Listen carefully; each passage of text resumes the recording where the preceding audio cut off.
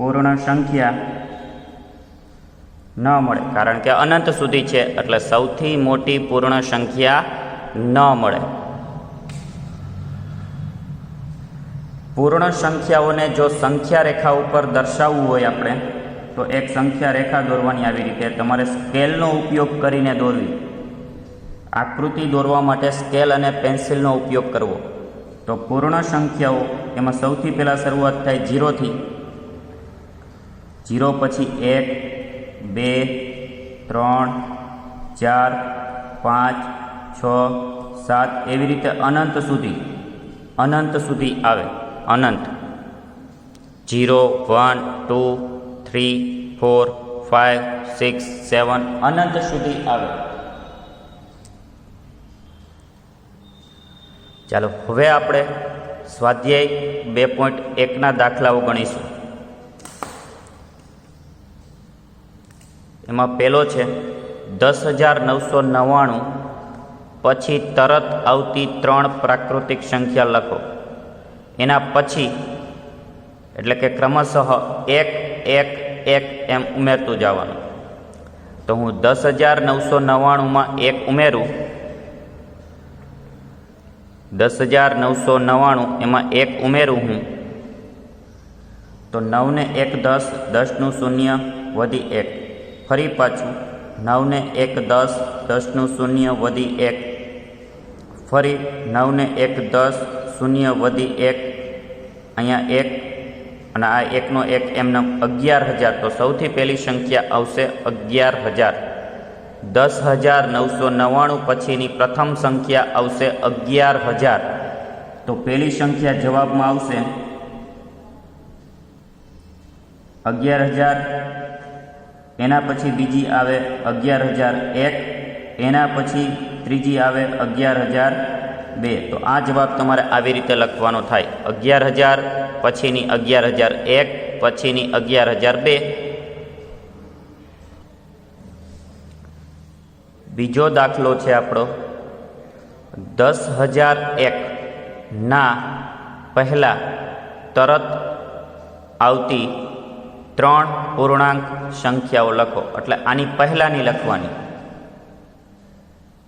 તો 10,001માંથી મારે 1 બાદ કરવાનું.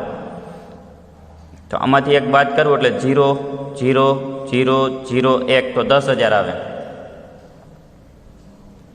10,000 એની આગળ આવે 9,999. પાછું આમાંથી 1 બાદ કરો એટલે 9,999. ફરી પાછો 1 બાદ કરો એટલે 9,998. તો આ 3 સંખ્યાઓ થઈ કે જે 10,001ની પહેલા આવે. ત્રીજો પ્રશ્ન છે સૌથી નાની પૂર્ણ સંખ્યા કઈ છે? હમણાં જ એની સમજૂતી આપણે જોઈ ગયા કે સૌથી નાની પૂર્ણાંક સંખ્યા 0 છે. 0 સૌથી નાની પૂર્ણ સંખ્યા 0 છે. સંખ્યાઓ 32 અને 53 વચ્ચે આવતી પૂર્ણ સંખ્યાઓ કેટલી છે તે જણાવો. હવે પછીનો આપણો ચોથો પ્રશ્ન.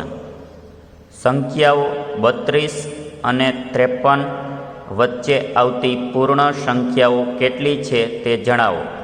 તો 32 અને 53ની વચ્ચે છે. 32 અને 53ની વચ્ચે એટલે 32 અને 53 લેવાના નથી, પણ એની વચ્ચે જેટલા પૂર્ણાંકો છે, પૂર્ણ સંખ્યાઓ છે, એ બધી ગણવાની. તો 33, 34, 35, 36, 37, 38, 39, 40, 41, 42, 43, 44, 45, 46, 47, 48, 49, 50, 51 ને 52 સુધી. તો પહેલાં 15 ગણી લીધા, પછી પાછા 5 થયા એટલે 15 ને 5 20. 20 આપણો જવાબ થાય. પણ જો એમ ન ગણવું હોય તો તમે આમે ગણી શકો કે આની વચ્ચે કીધું છે. જ્યારે વચ્ચે કીધું હોય ત્યારે શું કરવાનું? તો કે 53માંથી 32 બાદ કરી નાખો. વચ્ચે કીધું છે એટલા માટે 53માંથી 32 બાદ કરી નાખો. 3માંથી 2 બાદ કરીએ તો 1, 5માંથી 3 બાદ કરીએ તો 2. અને હજી 21માંથી આ જે 53 છે એ 53 બાદ થાય, કારણ કે 53 લેવાના નથી, એની વચ્ચે છે, એટલે 53 નામની એક સંખ્યા બાદ થાય, એટલે 20 સંખ્યા વધે. એટલે 32 અને 53ની વચ્ચે 20 પૂર્ણ સંખ્યાઓ આવે. હવે આપણે પાંચમો દાખલો જોઈએ, જેમાં તરત આવતી પછીની સંખ્યા આપણે લખવાની છે. જે સંખ્યા આપેલી છે એના પછી તરત જ કઈ આવે એ આપણો જવાબ થશે. તો એક ઉમેરવાનું, તરત પછીની સંખ્યા જોતી હોય તો એક ઉમેરો આમાં, એટલે આપણને 24,40,702 એક ઉમેરીએ એટલે છેલ્લે 2 આવી જશે. એકમ, દશક, સો, હજાર, 10,000, લાખ, 10 લાખ, એટલે 24,40,702 આવી રીતે બોલાય. છેલ્લે 3 સંખ્યાનું 3 અંકોનું ગ્રુપ હોય, પછી 2 અંકોનું ગ્રુપ હોય. તો આ 24,40,702 શબ્દોમાં એને આવી રીતે લખાય. હવે એના પછી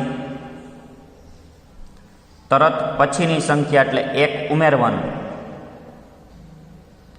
1,01,99 છે, તો અહીંયા 1 ઉમેરું એટલે 199માં 1 ઉમેરું એટલે આનો સાદુરૂપ આવી જાય 200. તો 1,02,000 થઈ જાય.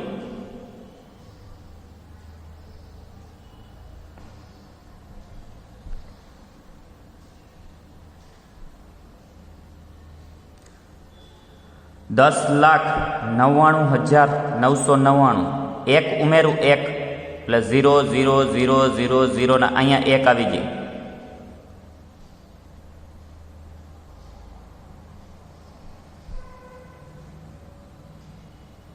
એટલે 11 લાખ થઈ જાય. આ 10,99,999 છે, 1 ઉમેરતા એ 11 લાખ થઈ જાય. એના પછીની સંખ્યા છે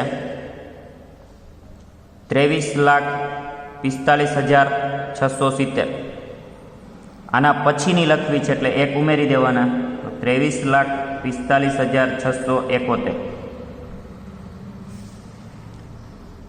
છઠ્ઠો પ્રશ્ન છે પહેલાની સંખ્યા, એટલે એની આગળ આવતી સંખ્યા. તો અહીંયા આવી જાય 93.